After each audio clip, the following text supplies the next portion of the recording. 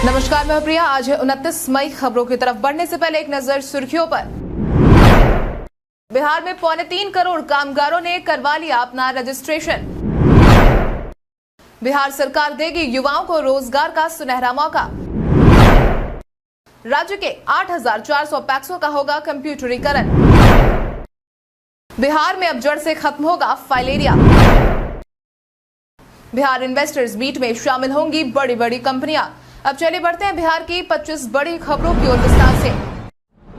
बिहार में 3.25 करोड़ कामगारों ने करवा लिया अपना रजिस्ट्रेशन। केंद्र सरकार की तरफ से ई श्रम पोर्टल पर असंगठित क्षेत्र के श्रमिक के करवाए जा रहे निबंधन में बिहार देश में दूसरे स्थान पर पहुंच गया है। इसकी जानकारी खुद श्रम संसाधन मंत्री जीवेश कुमार ने दी है। उन्होंने ही बताया कि प्रदेश में अब 2,82,53,941 कामगारों का निबंधन हो चुका है, जिन्हें डिजिटल परिचय पत्र जारी किया जा रहा है। 8,28,00,000 श्रमिकों का निबंधन कर उत्तर प्रदेश देश में पहले स्थान पर है। पश्चिम बंगाल तीसरे स्थान पर है, जिसने ही 2,55,00,000 श्रमिकों के निबंधन का काम किया है। इसके जरिए ही अब तमाम सरकारी योजनाओं का लाभ मिलने में सहूलियत होने वाली है। राज्य ने निबंधन के निर्धारित लक्ष्य में 80.75% उपलब्धि प्राप्त कर लिया है। अच्छी बात यह है कि 80,60,573 कामगारों ने खुद निबंधन करवाया है। आज बिहारी पहचान में हम बात करेंगे पंकज त्रिपाठी की। पंकज का जन्म बिहार के गोपालगंज डिस्ट्रिक्ट के ही एक गांव में हुआ था। सन 2004 में अभिषेक बच्चन की एक फिल्म आई थी रन। इस फिल्म में बहुत ही छोटे किरदार के रूप में उन्होंने काम किया था। इसके बाद फिल्म ओमकारा में भी एक छोटा सा ही रोल अदा किया था। उसके बाद पंकज करीब 60 से ज्यादा फिल्में और 60 से ज्यादा टेलीविजन शोज कर चुके हैं और अभी भी बॉलीवुड में कार्यरत है। पंकज का सबसे तगड़ा किरदार जहां से उन्हें अलग पहचान मिली थी वो था फिल्म गैंग्स ऑफ वासेपुर का। इस फिल्म ने कई सारे अवार्ड भी उनके नाम दर्ज करवाए थे। इसके बाद पंकज ने बहुत सी फिल्मों में काम किया जहां उनके अभिनय की बहुत ही तारीफ हुई और लोगों ने भी खूब पसंद किया। बिहार की बेटी ने अंतर्राष्ट्रीय मंच से किया आवाज बुलंद। बिहार के मुजफ्फरपुर जिले की 16 साल की बेटी जानवी ने संयुक्त राष्ट्र फाउंडेशन के मंच से अपनी बात रखकर पूरे राज्य का नाम रोशन किया है। इस मंच से ही स्पीकर के तौर पर जानवी ने गर्ल्स कार्यक्रम में अपनी बात रखी है। इसके साथ ही उन्होंने जिले के नाम एक बड़ी उपलब्धि अर्जित भी की। जानवी ने कहा कि विश्व में लड़कियों और महिलाओं के मौलिक अधिकार अब तक नहीं मिले हैं। जब शरीर महिला का तो उस पर अधिकार भी महिलाओं का ही होना चाहिए। इसके साथ ही अन्य बिंदुओं पर भी जानवी ने गर्ल्स टॉक के तहत पूरी दुनिया के सामने अपनी बातों को रखा है और इन समस्याओं के समाधान को लेकर भी विचार व्यक्त किए। बिहार में अब जड़ से खत्म होगा फाइलेरिया। बिहार में फाइलेरिया की समस्या अब जल्द ही खत्म होने वाली है, क्योंकि स्वास्थ्य विभाग ने राज्य के सभी सिविल सर्जन को सरकारी अस्पतालों में ऑपरेशन को प्रमुखता देने की नसीहत दे दी है। इसके लिए भी सभी प्राथमिक स्वास्थ्य केंद्र, रेफरल अस्पताल और जिला अस्पतालों में सिविल सर्जन को अभियान चलाने की नसीहत दी गई है। सरकारी अस्पताल और जिला अस्पतालों में अब सिविल सर्जन को अभियान चलाने के लिए कहा गया है। साथ ही सरकारी अस्पतालों में ऑपरेशन में संतोषजनक वृद्धि नहीं होने पर नाराजगी भी जताई गई है और सभी सिविल सर्जन को अस्पताल में उपलब्ध चिकित्सा सुविधाओं और दवाओं को देखते हुए ऑपरेशन की संख्या बढ़ाने को कहा गया है। वहीं 7 जुलाई से फाइलेरिया की दवा भी खिलाई जाएगी। बिहार सरकार देगी युवाओं को रोजगार का सुनहरा मौका। बिहार की नीतीश सरकार अब बिहार के युवाओं को रोजगार का सुनहरा मौका देने वाली है। इसके तहत ही बिहार सरकार ग्राम कचहरी सचिव के 1,000 पदों पर जल्द ही नियोजन का काम करने वाली है। साथ ही साथ ग्राम कचहरी में काम करने वाले 7,000 सचिवों की सेवा अवधि विस्तार करने का काम भी होने वाला है, जिसकी जानकारी खुद बिहार के मुखिया नीतीश कुमार ने दी है।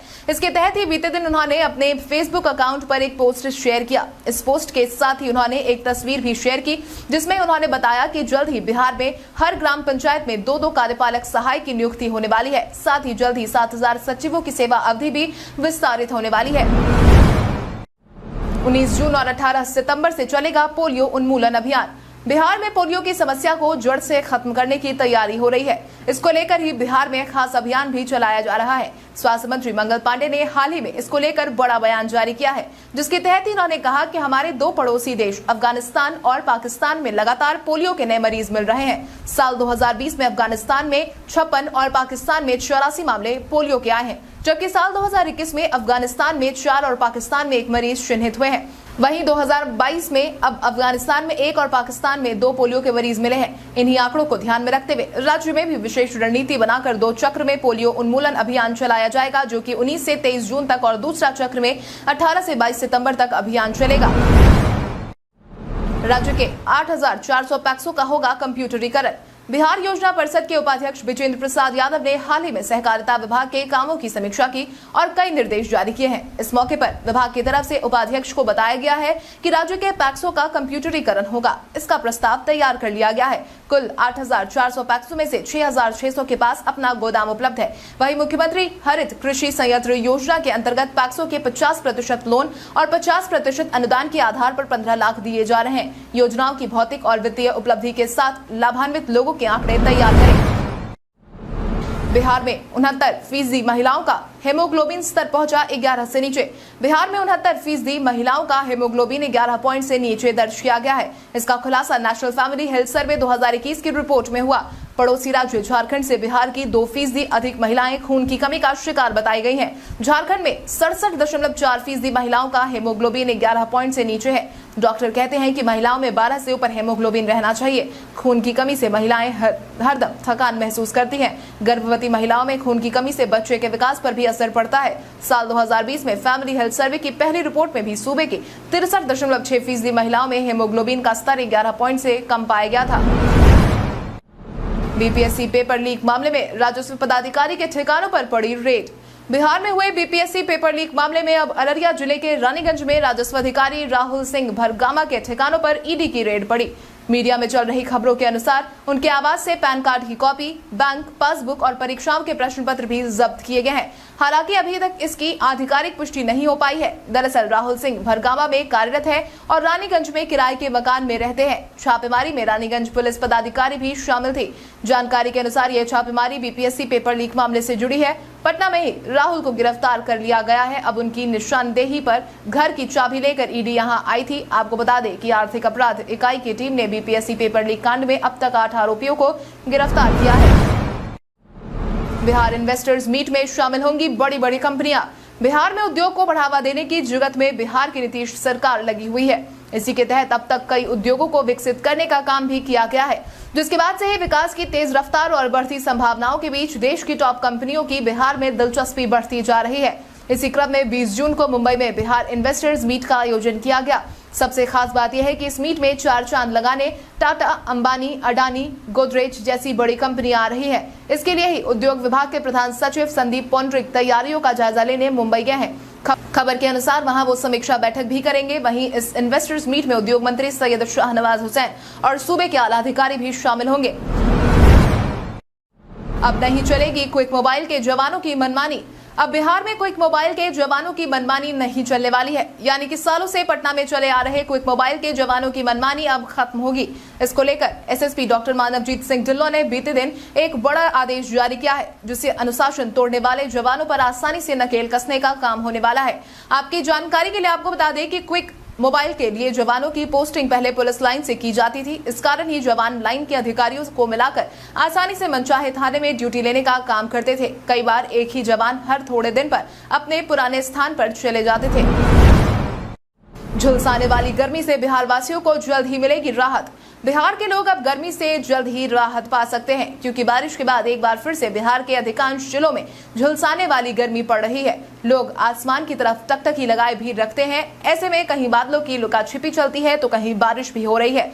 इस बीच अब एक राहत भरी खबर सामने आई है, जिसके तहत ही मौसम विभाग ने बिहार में करीब एक पखवाड़े के बाद बिहार में भी मानसून की बारिश शुरू होने की उम्मीद जताई है। वहीं दूसरी तरफ पटना मौसम विज्ञान केंद्र के विज्ञानियों का कहना है कि इस साल मानसून अपने निर्धारित समय से 2 दिन पहले ही प्रदेश में पहुंचने की उम्मीद है। पूर्वी चंपारण के अरेराज सोमेश्वर नाथ मंदिर में आपको देखने को मिलेगा बहुत कुछ खास। अरेराज में स्थित ये सोमेश्वर नाथ मंदिर प्राचीनतम मंदिरों में से एक है, जहां प्रमुख रूप से भगवान शिव की पूजा होती है। खासकर सिवान में श्रावणी मेले के दौरान यहाँ की सजावट भव्य और दिव्य होती है। इस मंदिर का गर्भगृह समतल से लगभग 20 फीट नीचे है। शहर का नेपाल के पास होने के कारण यहाँ पर तीर्थयात्री और भक्तगण पूरे बिहार के साथ साथ नेपाल से भी आते हैं। इस इलाके में अन्य भी कई मंदिर हैं, जिसके कारण अरेराज को पूर्वी चंपारण के पवित्र शहर के रूप में भी जाना जाता है। बिहार सरकार ने जमीन से जुड़े प्रोजेक्ट के लिए लगाया जोर। बिहार में जमीन से जुड़ी समस्याएं कम से कम हो, इसको लेकर बिहार की नीतीश सरकार काम में जुट गई है। इसी कड़ी में सरकार की तरफ से राजस्व एवं भूमि सुधार विभाग ने रेल और सड़क की परियोजनाओं में भू अर्जन के कारण आ रही बाधाओं को प्राथमिकता के स्तर पर दूर करने का निर्देश जारी कर दिया है। इसको लेकर अपर मुख्य सचिव ब्रजेश मेहरोत्रा की अध्यक्षता में भू अर्जन पदाधिकारियों की बैठक के बाद अब इस मामले में सक्रियता बढ़ा दी गई है। बैठक में एनएच के निर्माण के रास्ते में बाधक बनी भू अर्जन की प्रक्रिया को तेज करने का निर्देश दिया गया है। सशस्त्र सीमा बल के लिए भू अर्जन में भी बाधा आ रही है। अधिकारियों को कहा गया है कि इसे जल्द से जल्द दूर करें। बाढ़ को लेकर उप मुख्यमंत्री ने की बैठक। बिहार में संभावित बाढ़ को देखते हुए बिहार सरकार अपनी तैयारियों में जुट गई है। इसी के तहत अब बिहार के कटिहार में बाढ़ से पूर्व तैयारी को लेकर विकास भवन के सभागार में अहम बैठक बुलाई गई थी। अनुश्रवण समिति की इस बैठक में डिप्टी सीएम तारकिशोर प्रसाद और कटिहार के प्रभारी मंत्री प्रमोद कुमार विशेष रूप से उपस्थित रहे। इस मौके पर उप मुख्यमंत्री ने कहा कि सरकार चाहती है कि बाढ़ की विभीषिका के दौरान लोगों की मुश्किलें कम की जाए। इसको लेकर अब तमाम लोग तैयारियों में जुट गए हैं। यहाँ के लोग कोसी और महानंदा दोनों नदियों के बाढ़ को झेलते हैं। बाढ़ पीड़ितों को कोई कठिनाई नहीं हो, सरकार इसके लिए पूरी तरह से गंभीर है। वहीं प्रभारी मंत्री ने कहा है कि अब तक बाढ़ को लेकर गंगा, महानंदा और कोसी नदी से घिरे कटिहार में तैयारी संतोषजनक है। बिहार में मकान बनाने वालों के लिए खुशखबरी, सस्ते में मिलेगा ये। अगर आप भी बिहार में मकान बनाने की सोच रहे हैं तो आपके लिए खुशखबरी है। अब बिहार में मकान बनाना सस्ता होने वाला है, क्योंकि सरिया का भाव कम हो गया है। मीडिया में चल रही खबरों के अनुसार सरिया का भाव 10 रुपए प्रति किलो नीचे आ गया है। इससे मकान बनाने वालों को बड़ी राहत मिली है। सीमेंट का भाव अभी स्थिर चल रहा है, लेकिन इसमें भी मामूली रूप से राहत मिलने की उम्मीद बंधी है। महज 10 दिनों के अंदर सरिया का भाव 10 रुपए प्रति किलो नीचे आया है। Confederation of real estate developers association of India के बिहार अध्यक्ष मणिकांत ने कहा कि केंद्र सरकार की तरफ से उठाए गए कदम की वजह से सरिया की कीमत नीचे आई है। क्रेडाई के अनुमान है कि यह राहत 10% तक ही हो सकती है। बिहार में अगले महीने से नहीं होगी नई सड़कों की खुदाई। बिहार की राजधानी पटना में सीवर लाइन या गैस पाइपलाइन बिछाने के लिए सड़कों के लिए नई खुदाई पर फिलहाल रोक लगा दी गई है। 1 जून से नई सड़क पर खुदाई नहीं होने वाली है। वहीं बुडको एमडी धर्मेंद्र सिंह ने पहले से खुदी सड़कों की मरम्मत हर हाल में जून से पहले हफ्ते कर लेने का निर्देश दिया है। बिहार राज्य आवास बोर्ड कार्यालय के सभागार में हुई बैठक में उन्होंने निर्देश दिया कि अब नई सड़क की खुदाई नहीं करे, पहले से खोद कर छोड़ दी गई सड़कों की मरम्मत अगले 7 से 10 दिनों में कर दे। जिन सड़कों की मरम्मत का काम थोड़ा बहुत बचा है उसे हर हाल में 31 मई तक पूरा करने का काम कर ले और बाकी काम को रोक दे। राजगीर के पासिंग आउट परेड में देश को मिले 434 सीआरपीएफ जवान। बीते दिन सीआरपीएफ प्रशिक्षण केंद्र राजगीर में 48वें बैच के दीक्षांत परेड समारोह का आयोजन किया गया। इस दौरान ही प्रशिक्षण केंद्र राजगीर में ट्रेनिंग लिए देश भर के कोने कोने से पहुंचे 434 नव प्रशिक्षु आरक्षियों ने पासिंग परेड में हिस्सा लिया। प्रशिक्षण समारोह आईपीएस अधिकारी आईजी अमित कुमार और सीआरपीएफ डीआईजी संजय कुमार सिंह ने परेड का निरीक्षण और सलामी ली, जिसके बाद अब ये लोग 44 सप्ताह का ट्रेनिंग लेकर नव प्रशिक्षु आरक्षी अब देश के विभिन्न क्षेत्रों में जाकर अपने मातृभूमि के लिए सेवा देंगे। इस मौके पर आईजी अमित कुमार ने कहा कि आपने अपने करियर और देश सेवा के लिए एक महान बल को चुना है, जो विश्व का सबसे बड़ा अर्धसैनिक बल है। इसका गौरवशाली इतिहास है जो पूरे देश को गौरवान्वित करता है। शिवानंद तिवारी का दावा, आरसीपी सिंह को ही राज्यसभा भेजेंगे नीतीश कुमार। बिहार में इन दिनों राज्यसभा चुनाव को लेकर चर्चा हो रही है कि इस चुनाव में जदयू किसे अपना उम्मीदवार बनाने वाली है।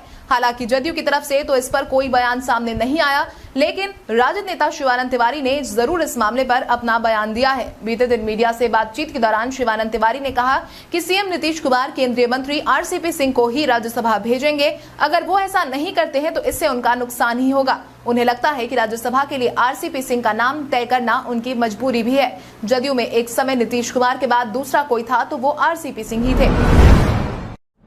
31 को लालू यादव बुलाएंगे राजद विधायक दल की बैठक। राजद सुप्रीमो लालू प्रसाद यादव इन दिनों पटना में हैं। उनके पटना आने की खबर से ही बिहार की राजनीति में अटकलों का बाजार भी गर्म हो गया है। एक तरफ जहां राजद की तरफ से बिहार सरकार के भविष्य को लेकर टिप्पणी की जा रही थी, वहीं विपक्षी पार्टियां लालू यादव की पटना में मौजूदगी को सामान्य बता रही है और ज्यादा महत्व देने का काम नहीं कर रही है। राज्यसभा चुनाव और आसन्न विधानसभा परिषद चुनाव को लेकर के राजद की इस बैठक को काफी महत्वपूर्ण माना जा रहा है। पार्टी के सूत्रों से मिली जानकारी के अनुसार आगामी 31 मई को शाम 6 बजे राजद विधायक दल की बैठक होगी। सबसे खास बात यह है कि करीब 5 सालों बाद ये पहला मौका होगा जब इस तरह की बैठक में लालू प्रसाद खुद मौजूद रहेंगे। राशन कार्ड धारियों को मुफ्त में नहीं मिलेगा गेहूं। अगर आप भी एक राशन कार्ड धारी हैं तो सरकार की तरफ से आपको जल्द ही एक झटका लगने वाला है, जिसके तहत ही आपको आने वाले समय में सरकार फ्री में गेहूं नहीं देगी, जिसका ऐलान केंद्र सरकार की तरफ से कर दिया गया है। केंद्र सरकार की तरफ से किए गए इस बदलाव के बाद करोड़ों राशन कार्ड धारकों को 1 जून से फ्री गेहूं मिलना बंद हो जाएगा। आपकी जानकारी के लिए आपको बता दें कि मोदी सरकार ने गेहूं की कम खरीद के कारण गरीब कल्याण अन्न योजना के तहत मई से सितंबर तक आवंटित होने वाले गेहूं के कोटे को घटा दिया है। इस बदलाव के बाद 3 राज्य यूपी, बिहार और केरल को गेहूं का कोटा नहीं मिलेगा। साथ ही यूपी, बिहार और केरल में कार्ड धारकों को अब 3 किलो गेहूं और 2 किलो की जगह 5 किलो चावल दिया जाएगा। प्रधानमंत्री नरेंद्र मोदी 31 मई को करेंगे बिहार के इस जिले वासियों से बात। प्रधानमंत्री नरेंद्र मोदी आगामी 31 मई को बिहार के भागलपुर वासियों से बात करने वाले हैं। प्रधानमंत्री शिमला से 13 कार्यक्रम और योजनाओं के संबंध में वीडियो कॉन्फ्रेंसिंग के माध्यम से प्रतिभागियों को संबोधित भी करेंगे।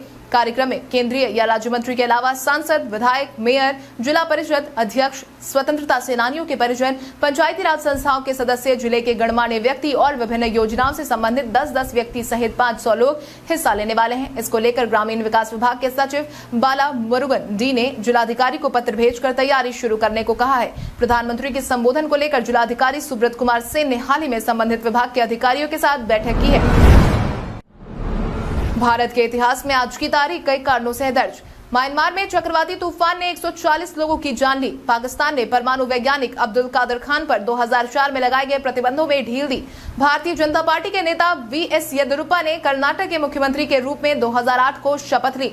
अमेरिका और भारत के बीच सितंबर 2008 में हुए 123 एग्रीमेंट को छोड़ दिए गए परमाणु ईंधन की रिप्रोसेसिंग के पहलू पर अमेरिकी प्रशासन ने सहमति का ऐलान 2010 में किया। भारत की राष्ट्रपति प्रतिभा पाटिल ने हेनान प्रांत के लेओआंग में पहली सदी की प्राचीन श्वेता शब्द व्हाइट हॉर्स मंदिर परिसर में भारतीय शैली से निर्मित एक बौद्ध मंदिर का लोकार्पण 2010 में किया। स्वतंत्रता सेनानी पत्रकार रामानंद चैटर्जी का जन्म 1865 में हुआ। हिंदी के जाने माने निबंधकार कन्हैया लाल मिश्र प्रभाकर का जन्म 1906 में हुआ। भारत के 5वें प्रधानमंत्री जो किसानों की आवाज बुलंद करने वाले प्रखर नेता चौधरी चरण सिंह का निधन 1987 में आज ही के दिन हुआ था। आज होगा आईपीएल सीजन 15 का महामुकाबला, भिड़ेगी 2 दमदार टीमें। इंडियन प्रीमियर लीग 2022 के फाइनलिस्ट तय हो गए हैं। आरसीबी के खिलाफ 7 विकेट से मैच जीतकर राजस्थान की टीम 14 साल के लंबे इंतजार के बाद फाइनल में पहुंच गई है, जहां उसका सामना पहली बार आईपीएल खेल रहे गुजरात टाइटंस से होगा। आज आईपीएल के सीजन का महामुकाबला खेला जाना है। आज इस सीजन का विजेता सामने निकल कर आएगा। गुजरात के कप्तान हार्दिक पांड्या के पास कप्तानी का कोई अनुभव नहीं था, जबकि राजस्थान के कप्तान संजू सैमसन पिछले सीजन से ही अपनी टीम की कमान संभाल रहे हैं। ऐसे में देखना यह होगा कि आज कौन किस पर विजय हासिल करेगा, संजू सैमसन का अनुभव या फिर हार्दिक पांड्या का लक। ये मुकाबला रात 8 बजे से दुनिया के सबसे बड़े स्टेडियम अहमदाबाद के नरेंद्र मोदी स्टेडियम में होगा। व्हाट्सएप पर हो सकती है 35 रुपए तक की कमाई। इंस्टेंट मैसेजिंग ऐप व्हाट्सएप का इस्तेमाल अब चैटिंग और मीडिया फाइल्स शेयर करने के अलावा पेमेंट के लिए भी होने लगा है। व्हाट्सएप यूजर अपने दोस्तों और परिवार वालों को पैसे भेजकर 35 रुपए का कैशबैक पा सकते हैं। इस कैशबैक को आप अधिकतम 3 बार पा सकते हैं। हालांकि इसके लिए आपको कुछ नियम और शर्तों का पालन करना होगा। ये भी ध्यान देने की जरूरत है कि व्हाट्सएप पेमेंट कैशबैक प्रमोशन अलग अलग यूजर के लिए अलग अलग समय पर उपलब्ध होगा। एक बार जब प्रमोशन आपके लिए उपलब्ध हो जाता है तो ये सीमित समय के लिए ही होगा। यहाँ हम आपको बता रहे हैं कि आप किस तरह व्हाट्सएप पर 35 रुपए का कैशबैक पा सकते हैं। कल हमारे द्वारा पूछे गए सवाल का जवाब आप में से बहुत सारे यूजर ने हमें कमेंट करके दिया था, उसके लिए आपका बहुत बहुत धन्यवाद। आप में से जिन यूजर ने हमारे सवालों का सही जवाब दिया है उनके नाम है नुनू कुमार, गौतम कुमार, राजू यादव, अनुपम कुमार, संध्या सिन्हा, रुपेश कुमार, चंदन कुमार, अनुज कुमार, ललित कुमार, सुमित कुमार, दीपक कुमार, अनिता कुमारी, सौरभ मिश्रा। आप इसी तरह हमारे सवालों का जवाब देते रहे। हम हर दिन वीडियो के अंत में आपका नाम लेने की पूरी कोशिश करेंगे। तो चलिए बढ़ते हैं आज के सवाल की। और आज का सवाल कुछ इस प्रकार है, क्या हार्दिक पांड्या की कप्तानी वाली गुजरात टाइटंस अपने डेब्यू सीजन में ही आईपीएल खिताब जीतकर इतिहास रचने में कामयाब हो पाएगी या नहीं? अपने जवाब हमें कमेंट करके जरूर बताएं। इसके साथ ही आज के लिए बस इतना ही। बिहार की बड़ी खबरों से अपडेटेड रहने के लिए हमारे YouTube चैनल को सब्सक्राइब करें और बेल आइकन दबाना ना भूलें। धन्यवाद।